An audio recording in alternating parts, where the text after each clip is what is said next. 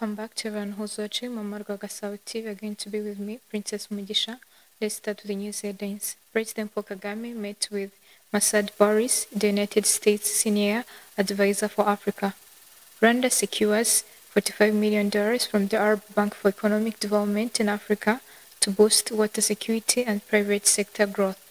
On the international scene, President Donald Trump says Israel and Hamas have agreed to first phase of the Gaza peace deal, paving a way for the ceasefire. Let's take a short break to be back into the news details.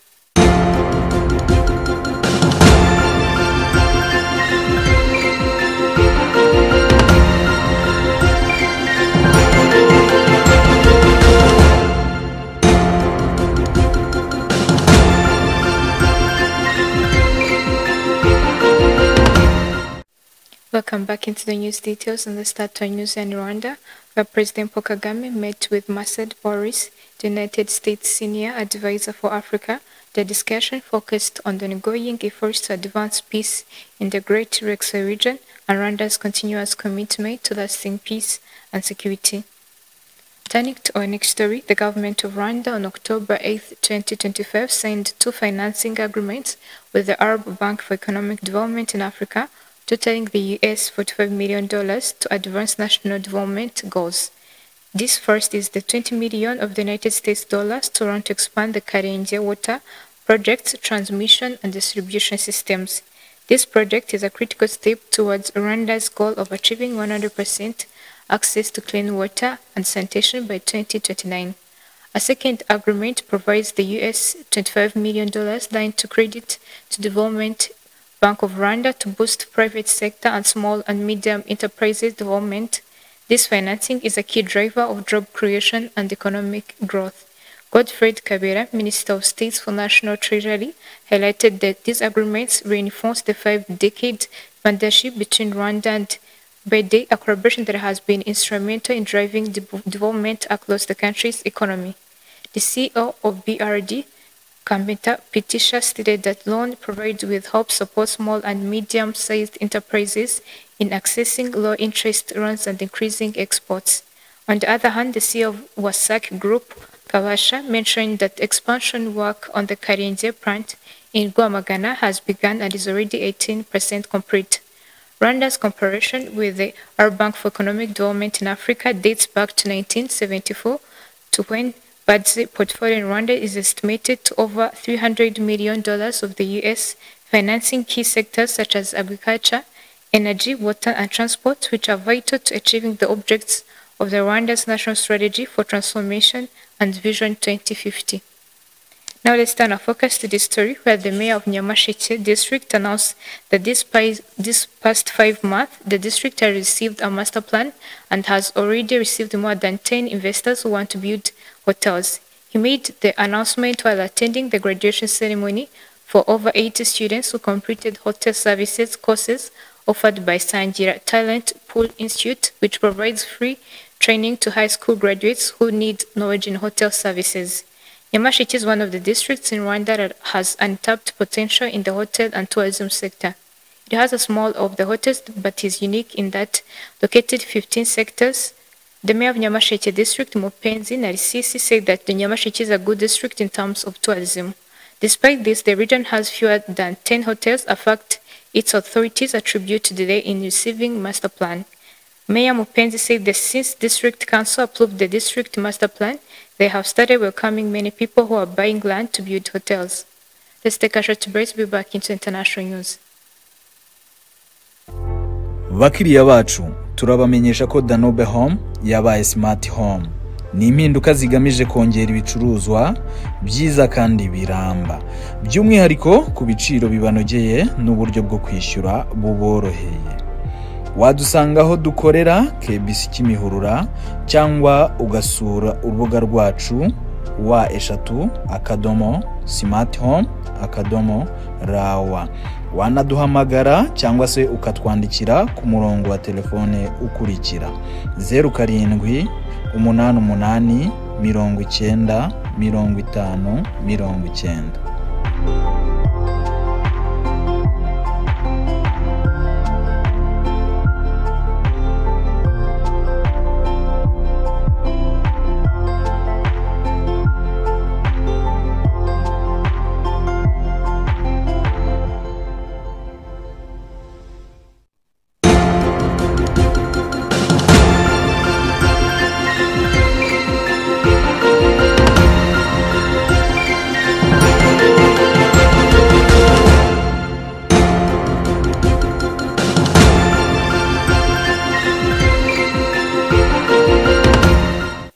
Let's take a look into the international news where the US President Donald Trump says that Israel and Hamas have agreed the first phase of his Gaza peace deal. The agreement would see the release of the Israel hostages and Palestinian prisoners, the withdrawal of the Israeli forces, and the entry of aid into Gaza.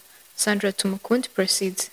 Let's start our international news on Africa. Over 200 health facilities in eastern Congo are facing critical medicine shortages, a direct result of ongoing conflict and collapsing humanitarian funding. A new assessment by the International Committee of the Red Cross reveals that 18% in North and South Kivu provinces ravaged by war are operating without any external support. Many have no access to basic treatment for malaria, HIV, and tuberculosis. The fighting, driven by the Rwanda-backed inventory labels, has made nearly impossible transport medicine across front lines even when supplies exist. Over 3,000 people have been killed this year and 7 million are now deepening what is already one of the world's worst humanitarian crises. Health workers are fearing, patients are dying, and thousands of lives hang in the balance, says François Molelon of the ICRC. This is not just a medical emergency, it's a human catastrophe, and the world's attention and action is desperately needed.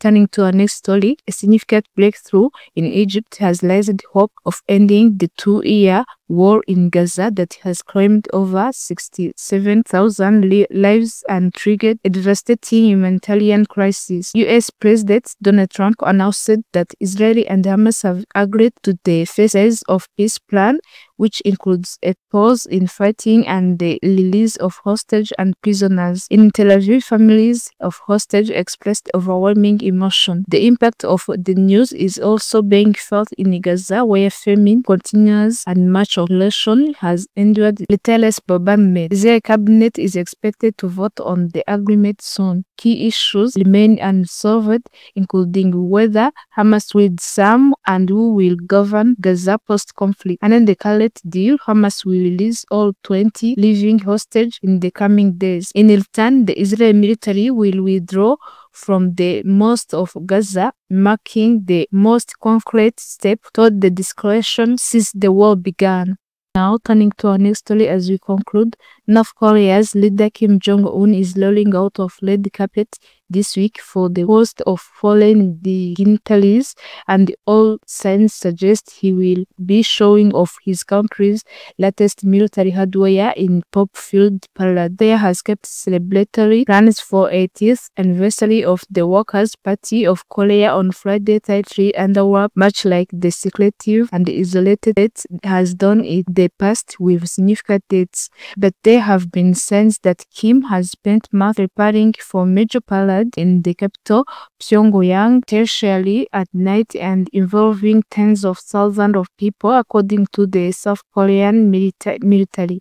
Huge displays of carefully choreographed propaganda involving massive crowd and meticulous rehearsed performance have been hallmark of the North Korea regime, particularly around key anniversaries. The Workers' Party of Korea in the Seoul ruling party of North Korea, blending communism with the well-being and elders of Kim dynasty, who have imposed the authoritarian rule on the country for 3 generations. The anniversary celebration comes a month after the heavily sanctioned Kim scored major diplomatic victory by traveling to the Beijing for Chinese massive military parade, where he had the rare chance to stand alongside political heavyweight Chinese leader Xi Jinping and Russia President Vladimir Putin on the global stage. Saula Sandra Tumukundi, Mama Rwa Gasabo TV.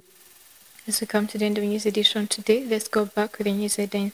President Paul Kagame met with Massad, Boulos, the United States Senior Advisor for Africa. Rwanda secures $45 million from the Arab Bank for Economic Development in Africa to boost water security and private sector growth. The international scene, President Donald Trump says Israel and Hamas have agreed the first phase of the Gaza peace deal, paving a way for the ceasefire. Thanks for having me. Stay tuned.